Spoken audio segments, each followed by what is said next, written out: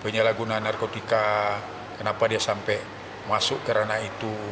Kemudian ya timbul lagi persoalan ditangkap yang kedua, yang ketiga, yang keempat. Tentu dia akan membahasnya. Kemudian apa-apa aja yang prestasi yang pernah dilakukannya, baik di segi acting, mungkin di segi prestasi olahraga juga, dan kemudian hal-hal yang meringankan, ya mungkin waktu dia masih berkarya itu dia kan banyak juga membantu UMKM, ya kan. Kemudian ya dalam hal dia melaksanakan juga mengasihkan semacam edukasi bisnis YouTube di universitas. Nah itu kan akan dituangkannya nanti di di pledoinya. Kemudian bagaimana dia pasti bercerita bahwa dia punya anak masih kecil-kecil. Kemudian masa depannya kan masih panjang, dia masih muda ya, 30 kan masih muda lah ya. Jadi itu nanti akan dituangkan dalam pledoi kan gitu. Nah ini kan Lebaran, nanti ketemu anaknya gimana? Nggak bisa ya? Ya kalau sebenarnya kalau kita bicara SOP, walaupun dia status high risk ya, sebenarnya anak itu boleh menjenguk. Cuma kan amarnya yang tidak mungkin belum berkenan, atau mungkin kondisi psikologis anaknya nanti dia pikirkan supaya jangan ada jejak digitalnya. Ya itu ya kita kan belum pernah diminta amar untuk bagaimana untuk bisa amarnya ke apa gitu loh, mendatangkan anaknya. Ya kalau belum ada permintaan kan nggak ada hak kita untuk menyodorkan kan gitu. Nah ini mungkin dari sesuatu itu untuk memaksa ini sebelum kira-kira. Ya sebagai PH kita mengimbau amar, satu ya benar-benarlah bertobat nasuha gitu.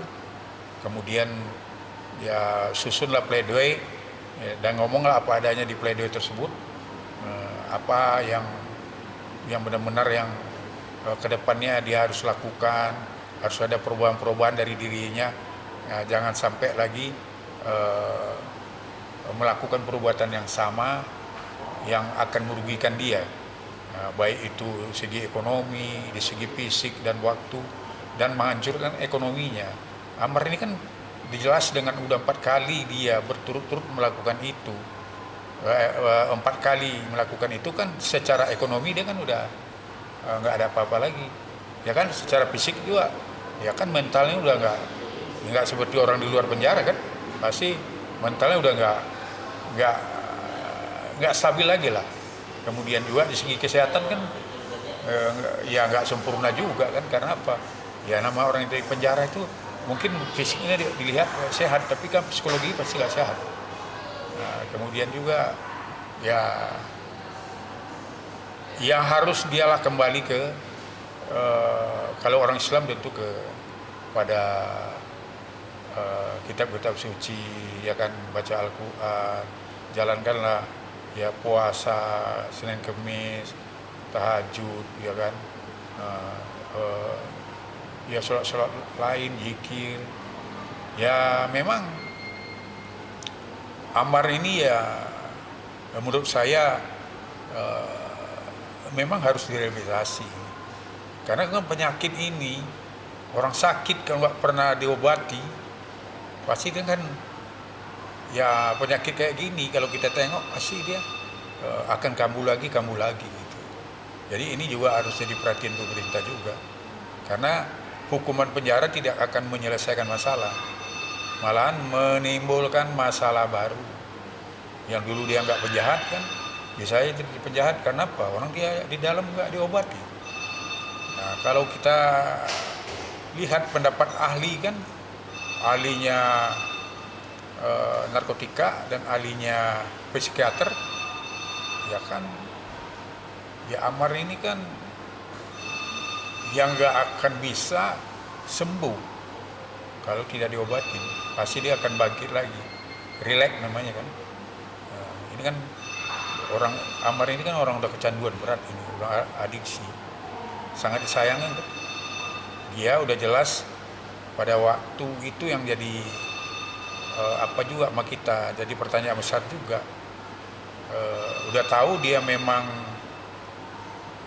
hasil penyidikan pertama itu kan dia udah di tes urin. Nah ini kan orang kecanduan kan, tes urin kan terbukti positif.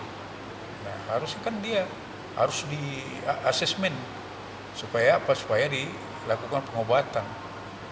Nah, nanti kalau Ahmad tentu sebagai pihak berharap Ahmad bebas. Ada keinginan ya dari Ahmad untuk menikah atau prioritas di Ahmad kalau bebas? Ya kalau itu tentu dia orang normal, pastilah dia, kalau menurut saya pasti akan menikah. Tapi apakah langsung dia keluar langsung menikah, ya saya kan nggak bisa jawab itu. Lebih cocok menjawab Amar nanti pada waktu dia sidang, tanyakan itu ya. Bang, memungkinkan nggak hukuman Ahmad lebih berat dari JPU dan JPU?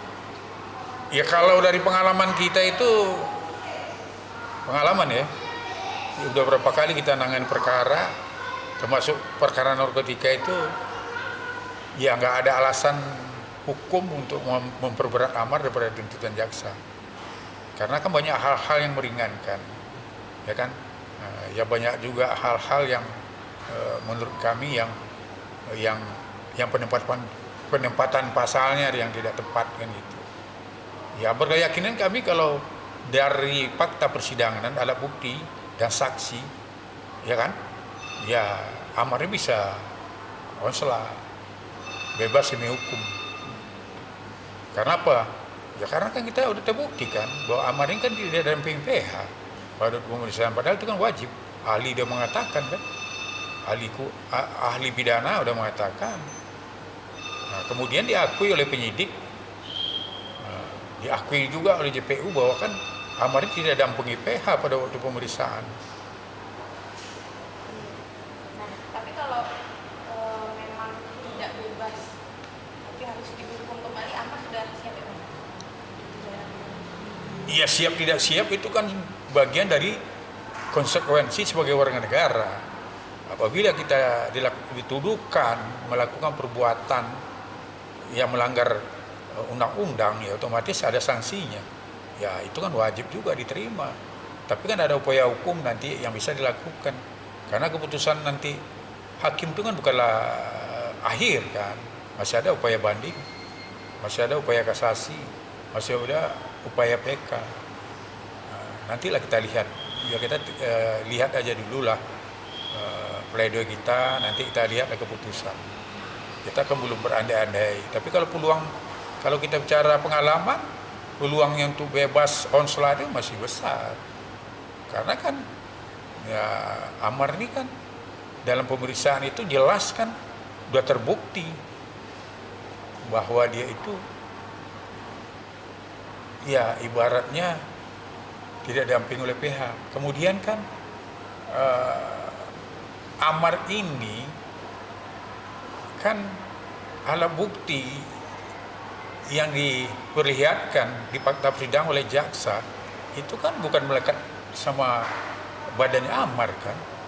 Itu barang bukti kan pada waktu penyitaan itu kan yang penggeledahan itu kan di tempat umum. Karena apa?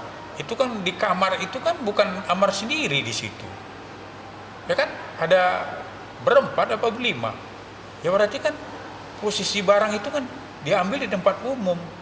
Padahal kan dalam sistem penyidikan narkotika itu kan barang harus melekat di badannya, di tangannya, atau di fisiknya, dan dalam penguasaan dia. Nah ini kan penguasaan mana ada? Amar kan udah nggak ada lagi di situ pada waktu barang itu diambil, ya kan? Dia udah di dalam integrasi lagi pemeriksaan.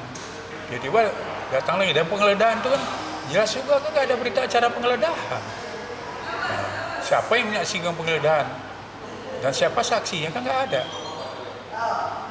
Tapi di antara terdakwa Ahmad yang tuntut paling berat sama itu? Ya karena Amar kan dianggap sebagai aktor intelektual lah, kan gitu. Karena kan ibaratnya pembuktian berantai itu kan dari ujung, tapi ya muaranya kan dari Amar. Itu kalau dari kita lihat dari tuntutan jaksa kan gitu. Nah, kalau kemungkinan terburuk bakal kembali ke MK, udah sounding soal itu kemungkinan. Ya kita kan udah bersurat ke NK ya, ke Dirjen Pemasyarakatan. Ya, ya sampai saat sekarang belum ada jawabannya. Tapi ya yang jelas kan saya yakin Dirjen Pemasyarakatan akan menghormati ajas praduga tak bersalah. Ya, contohnya kan sekarang kan amar tetap masih ada di sini kan. Ya ibaratnya ya Dirjen Pemasyarakatan yakin saya akan mengambil tindakan setelah ada keputusan. Kalau ada keputusan nanti kalau dia bebas ya bagaimana? Kan otomatis sanksi apa yang akan dilakukan kepada Amar? Karena apa? Ya kan dia disanksi karena gara-gara dituduh melakukan apa itu kan? Melakukan perbuatan terlarang yang perbuatan yang dilarang yang memasukkan barang terlarang ya kan seperti handphone sama narkotika. Tapi kan kasusnya prosesnya kan masih berjalan ini. Apakah Amar nanti bebas? Kalau bebas otomatis ya sanksi apa yang harus diberikan orang dia bebas? Ternyata dia nggak melakukan itu. Ya otomatis kalau tetap dipaksakan itu pelanggaran HAM dong. Itu malah jadi perbuatan melawan hukum oleh penguasa dong. Jadi yakin saya Pak Kementerian Imapas kan beliau ini kan mantan Kabar Eskrim, orang pedagang